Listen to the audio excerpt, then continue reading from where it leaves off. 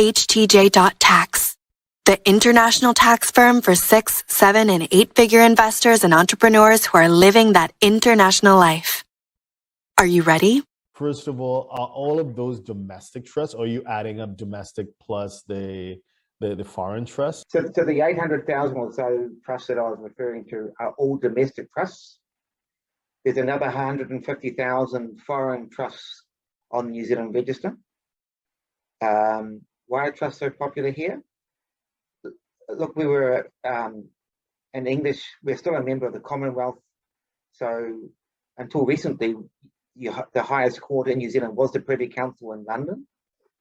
So all the laws that you'd expect to apply, all the rules and traditions around trusts are the old English tradition. So everything you expect to apply in England applies in New Zealand.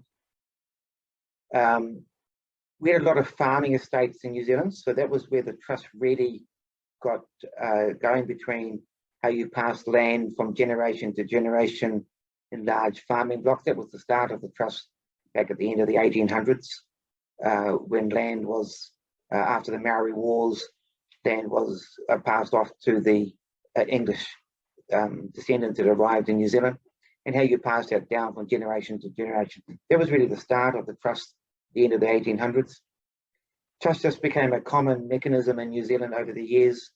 They were relatively cheap to put in place, costing $3,000 or $3,500 on average for a good, decent trust deed.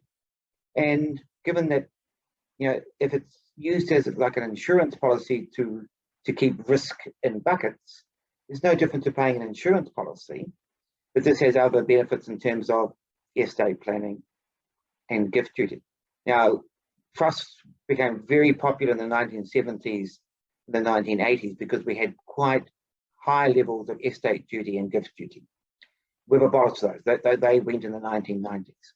And I don't think we'll ever see estate duty or gift duty back on the New Zealand plate.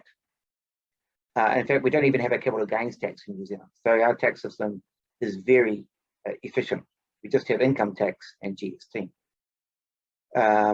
Which is why I do international tax, because there's not much you can do with just income tax and GST, because there's only so much planning you can do. But the trusts were very, very popular as a consequence of the estate duty and gift duty rules. And then since then, people have just kept them going. Once assets are in trust, you can pass that through generation to generation.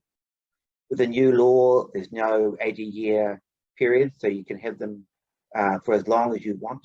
You can roll them over, you can amend them, you can change their jurisdiction. They're extremely flexible, particularly in New Zealand, as they're drafted in order to be extremely flexible for changing circumstances. Certainly, as I've got 3, I use them to keep the risk of each operation separate to the other. And if something goes wrong in one of the trusts, then I don't put at risk the assets that are held by the other entities, so long as the administration and governance is done correctly. Now, touch wood, nothing has ever gone wrong, but you don't know what might happen in the changing circumstances. And even if you've done prudent business, sometimes things just go wrong. And you don't want to be putting your family home at risk, for example, if something in your business turns to custard. So if you're a 6, 7, or 8-figure investor, entrepreneur, or business owner who needs a tailor-made solution from a qualified team of professionals, we can help you achieve the international lifestyle, the freedom, and even the tax savings you're looking for. Visit us at htj.tax and live that international life.